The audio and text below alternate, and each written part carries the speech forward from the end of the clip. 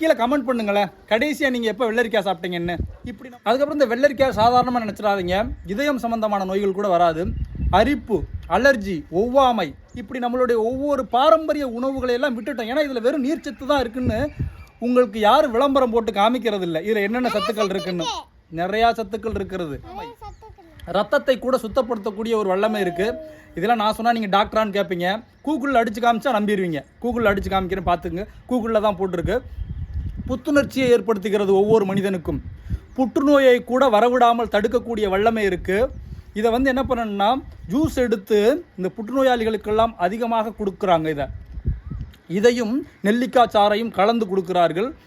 எனவே நீங்கள் வெள்ளரிக்காயை ரோட்டில் போடக்கூடிய சாதாரண காயாக நினைத்தது தான் மக்கள் செய்த மிகப்பெரிய குற்றம்.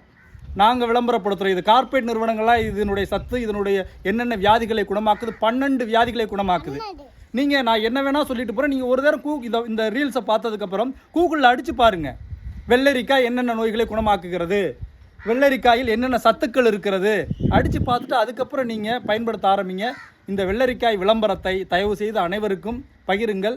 வெள்ளரிக்காயை பற்றி விளம்பரப்படுத்த எந்த கார்ப்பரேட் நிறுவனங்களும் இல்லை, நாம் தான் விளம்பரப்படுத்தி கொள்ள வேண்டும். மெக்னீசியம், பொட்டாசியம், மாங்கனீசு, ஃபைபர்னு சொல்கிறோம்ல, ஃபைபர், புரதம், விட்டமின் சி, விட்டமின் கே, இப்படி எல்லாமே இருக்குது. இது என்ன